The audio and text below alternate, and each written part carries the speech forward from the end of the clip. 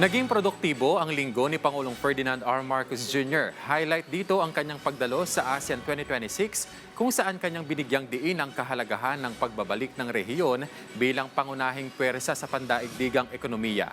Ang buong linggong aktibidad ng Pangulo atin pong balikan sa sentro ng balita ni Jayco Cruz. Nagsimula ang linggo ni Pangulong Ferdinand R. Marcos Jr. sa kanyang pangunguna sa paglulunsad ng Sa Bagong Pilipinas, Bawat Bayan Makikinabang, na layong palakasin ang kakayahan ng mga lokal na pamahalaan na tumugon sa pangangailangan ng kanilang mga komunidad. Dito, rekta na sa mga LGU ang nasa 58 billion pesos na halaga ng Local Government Support Fund o LGSF na makatutulong sa kanila na pabilisin ang mga serbisyo sa kanilang nasasakupan.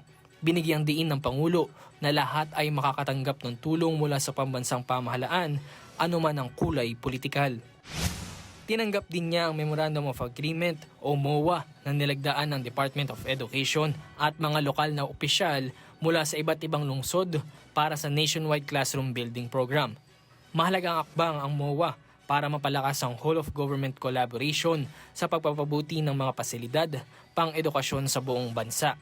Formal din nitong pinagtibay ang ugnayan ng DepEd at mga lokal na pamahalaan mula Luzon, Visayas at Mindanao para sa mas mabilis na pagpapatayo ng mga silid-aralan. Binigyang diin naman ng Pangulo na patuloy ang pagsisikap ng pamahalaan na isulong ang mas matatag na food security habang direktang tinutugunan ang pangangailangan ng mga magsasaka.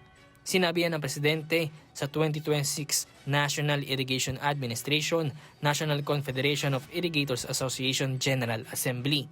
Inalam din niya ang hinihing ng mga magsasaka at iangkop ang mga programa ng pamahalaan batay sa kanilang pangangailangan.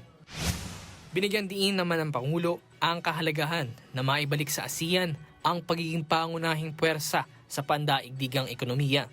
Sinabi niya na sa praktikal na usaping pang-ekonomiya, ang ibig sabihin ng magkakasama ay pagkilala, pag-unawa at matibay na pangako ng lahat ng 11 kasaping estado ng ASEAN na kumilos bilang iisang magkakaugnay na rehiyon habang ginagalang ang pagkakaiba-iba ng bawat isa.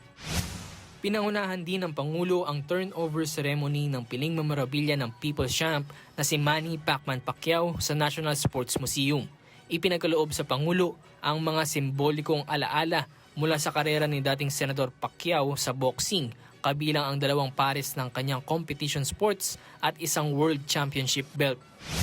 Nagtungo rin ang Pangulo sa probinsya ng Cebu para bisitahin ang Pag-abot Processing Center sa Barangay Tayud, Liloan, Cebu.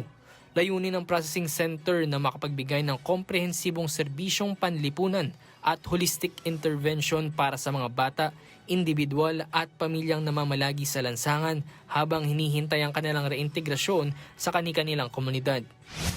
Ininspeksyon din niya ang Mechanized Production Center of the Visayas Disaster Resource Center o VDRC ng DSWD sa Mandawi City.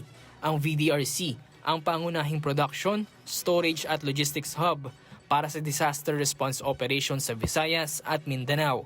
Mahalaga ang papel nito sa maagap na paghahanda at pamamahagi ng mga relief goods sa mga komunidad na apektado ng mga kalamidad, public health emergencies at iba pang krisis. Jayco Cruz para sa Pambansang TV sa Bagong Pilipinas.